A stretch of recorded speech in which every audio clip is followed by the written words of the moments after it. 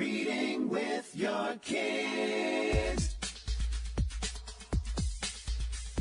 Hola, ni hao, konnichiwa, assalamu alaikum, shalom, mahaba, moni mili wanji, namaste, jumbo, bienvenidos. Hi, my name is Jedley, and this is the Reading with Your Kids podcast. We are coming to you from the beautiful neighborhood of Reedville in the southwest corner of Boston, Massachusetts. We are so delighted and so very honored that you're joining us in our mission to help all families grow closer through reading. Please be sure to tell all of your family and friends about the show. Tell your kids' teachers, their principal, their librarian, and also please be sure to subscribe to the show on the iHeartRadio app, on Apple Podcasts, Spotify, Amazon Music, Good Pods, Podcast Addict, wherever you find your podcast. Before we invite our guests into the studio, we want to invite you to connect with us on social media. Facebook.com/readingwithyourkids, at Reading With Your Kids on Instagram and TikTok, and at Jedley Magic on Twitter. We would also love for you to visit our website, readingwithyourkids.com. We have a fantastic online magazine. It is called Reading with Your Kids. You're going to find some fantastic writing in the magazine, great author profiles, cooking with your kids, recipes, STEM activities you can do with your kids, find out what games you can play with your kids. So much there on the Reading with Your Kids online magazine, and it is free, and it is available at our website, readingwithyourkids.com. Oh, we're going to have a great time. We have two guests returning to the podcast to celebrate a brand new collaboration that I think you're going to be excited about. First, joining us from Northern California, Jen De Oliveira. Hey, Jen, how are you? Hi, Jed. Thanks for having me back. Great to see you back. And joining us from New York City, Mika Song. Hey, Mika, how are you? I'm good. How are you, Jed? I'm doing great. Mika is on. She's battling a scratchy throat. We appreciate her, coming off the injured reserve list to be with us here today. So we're going to be gentle with her.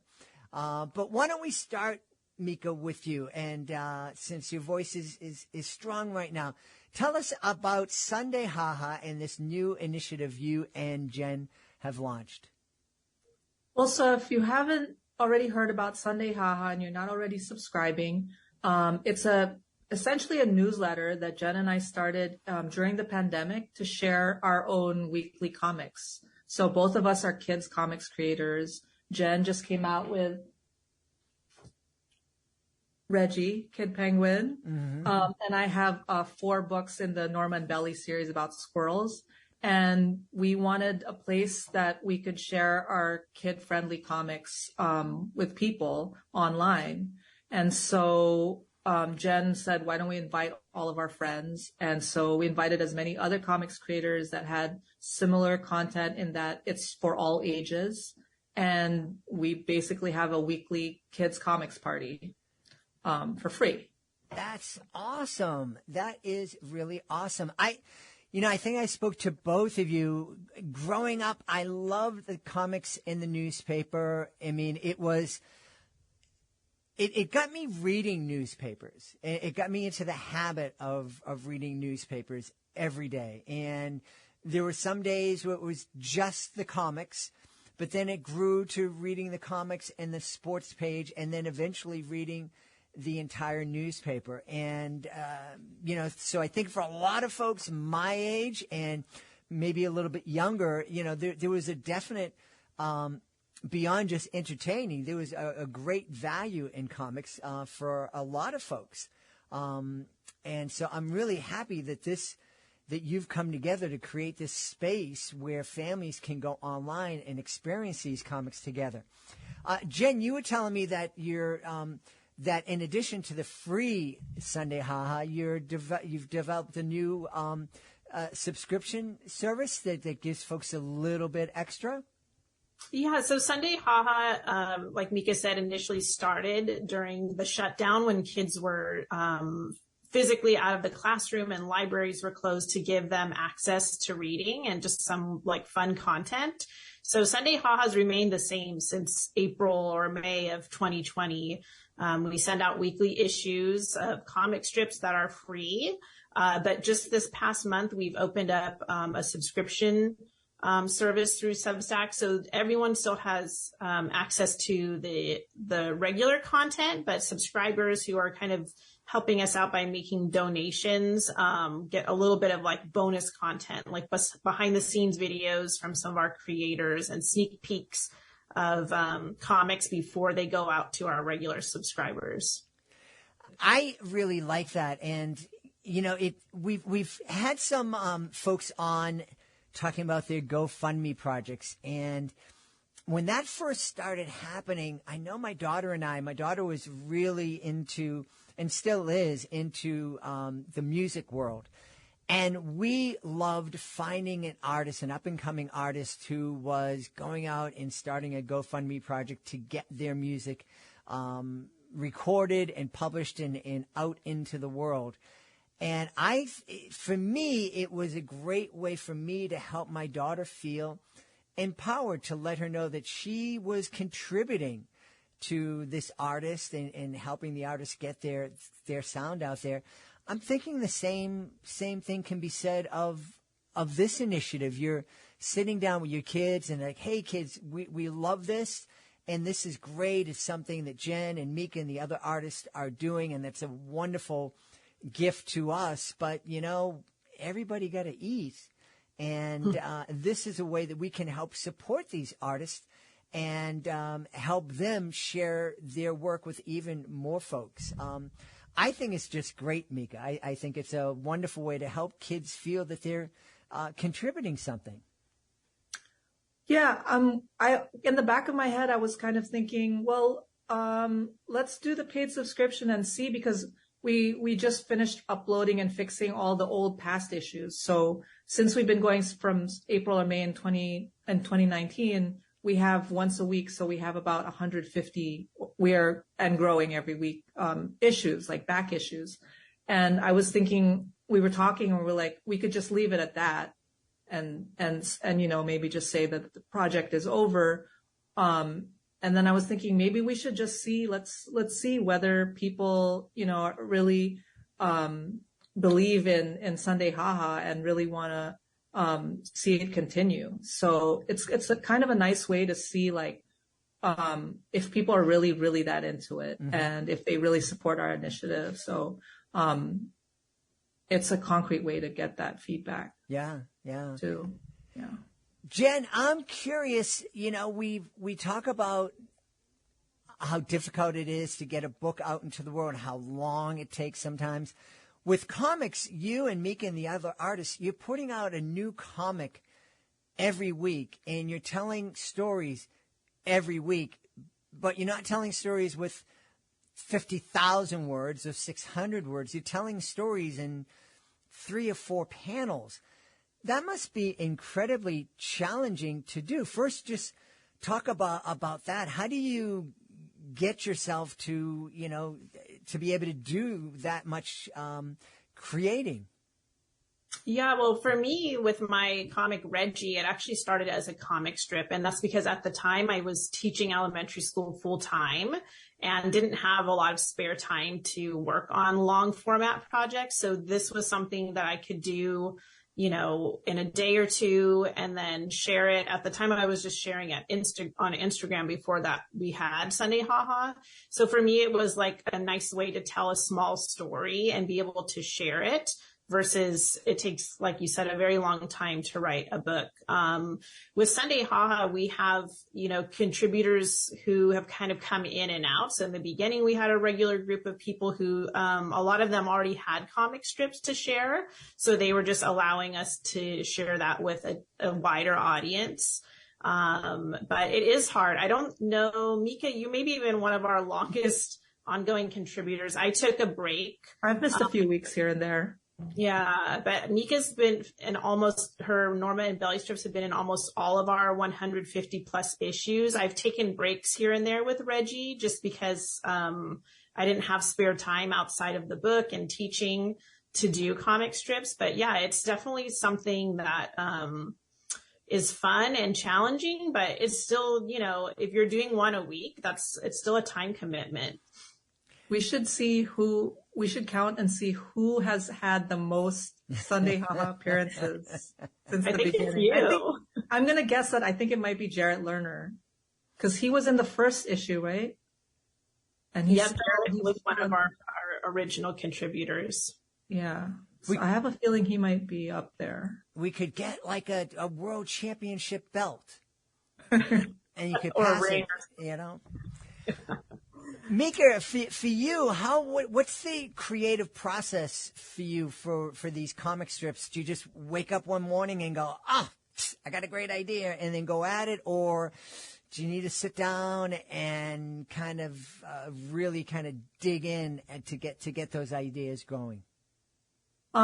Yes, I have to sit down in my notebook, and I heard that Patrick McDonnell said with his Mutts comics that he sits down at the park and he doesn't get up from the park bench until he's written down, I think he said 7 comics, not drawn it, but written it down so that he knows now he just has to execute it. So, and so I try to copy him as much as possible. So I do I try to sit down with my notebook and try to write a few out so that I'm ahead of the game, because I only have to make one a week. Some people have to make one a day. Well, yeah, you know, that's the thing. The comics, they are that I don't think people appreciate how much work goes into it, because, you know, for me, people tell, you get these 5 episodes a week. Well, I'm sitting down and having conversations with folks, and it's a lot of fun. I don't have to sit down and come up with a story from out of thin air as you do, and certainly not like when I was growing up and reading the comics every day, and, you know, Mutt and Jeff or Hagar, which was some of my favorites, you know, coming up with a different story every single day. And it was literally every day, 7 days a week. That's an incredible creative output when you think about it. Well, it's like an outlet for me, because if I see something, I'll take note in my head and go, I'm going to make a comic about that. Or if I sit down, whatever's the first thing that comes to mind, like maybe something my daughter said or whatever, you know, timely things are floating around in my head. That's what I end up making a comic about. So. Yeah. Now, Jen, for you, do you see something on the street and think, I can do, you know, a kid falling down, and just all the Instagram reels I see. But, you know, you see somebody do something kind of dopey on the street or make a mistake, and it's like, I don't have to talk about Mr. Smith next door, but I can turn that into a Reggie Penguin cartoon. Yeah, a lot of Reggie came from, you know, my observations as a teacher working with young children. And so, like Mika was saying, you observe like these little moments, and then they work perfectly for a comic strip, because you might not be able to sustain like a longer story from these moments, but they're perfect little snapshot of a character's personality. But I've been working on Reggie since I think 2018. So now it's, rather than like observing students and thinking like, let me put Reggie's spin on that, I can sort of like take a moment, like for back to school. I just did some like back to school comic strips and think about like, what would Reggie be thinking about or worrying about?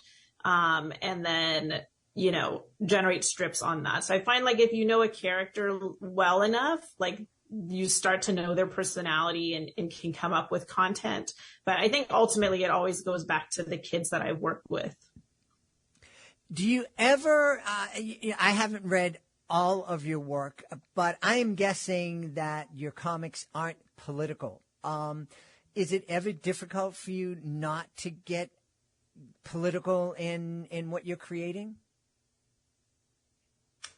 Well, like Mika said, you know, our comics are more geared for kids. Mm-hmm. So I don't really know that that's an audience for like a political statement. I think maybe sometimes moral statements, yes, or observations about behavior. But, yeah, I think the most political cartoon I had once with Reggie is he was doing a march, and they were like, he and his little friends were holding up signs about like class sizes being too big, which, as a teacher, I've been a part of that through working with unions and having to negotiate unfair contracts. So, he's holding up these like reduced class size type of things, but then the spin is like he didn't like the overcrowded classes because he had to write 32 Valentines, and that was really painful for his flipper to have to write that many Valentines to his classmates. So there's a little bit of like a political undertone, but it has like a kid perspective on it.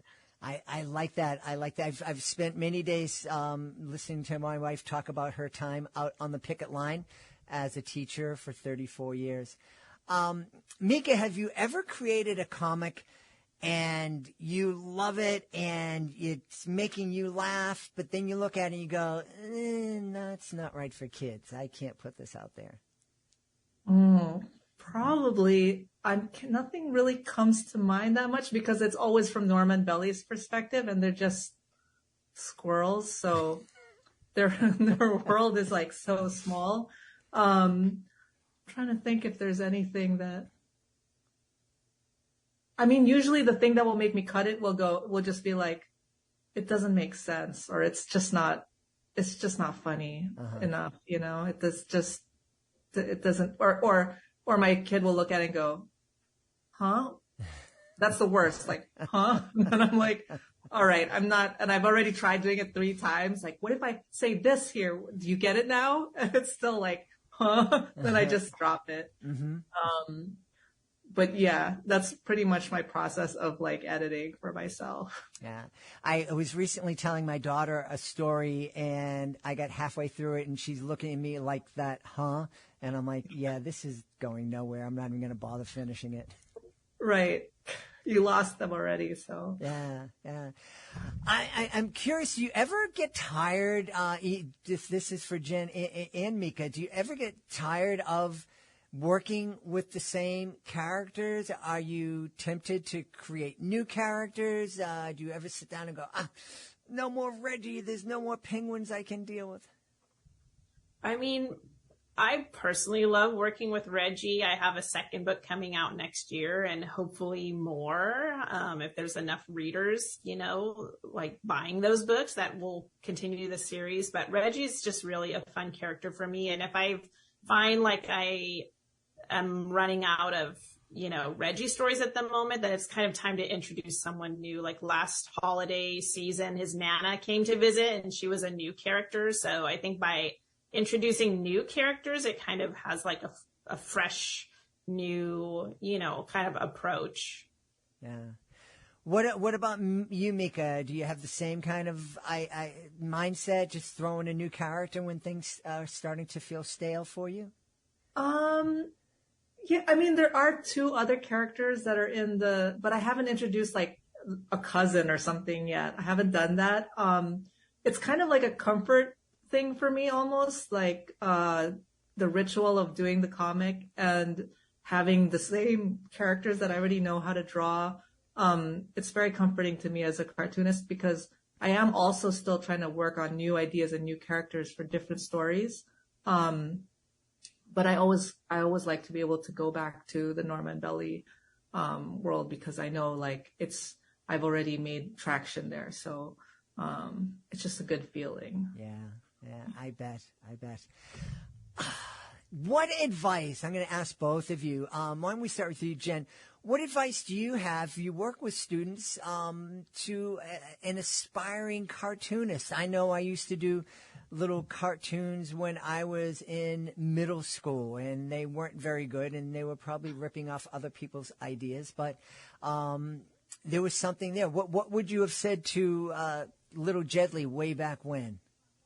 Yeah, well, I also, like, in addition to being a classroom teacher, I've taught after school and currently teach after school drawing programs. And it's kind of a little bit of mixed feelings on my part because some things I feel like you can't teach explicitly. Like I can teach certain cartooning skills, like these are what speech balloons do. And this, you know, this is how you can show emotion. But I feel like everyone has like their own, especially kids, like innate way of telling stories and drawing, like as a form of communicating. And I don't want to, like overwrite that or have them change their own personal style. So for me, it's just encouraging kids, and, you know, whether or not like they feel that it's good enough or if it resonates with me, it's if they're interested in having fun, it's really like keep pursuing it and keep doing it. And the more you do it, the more you're going to make mistakes and learn and just keep growing.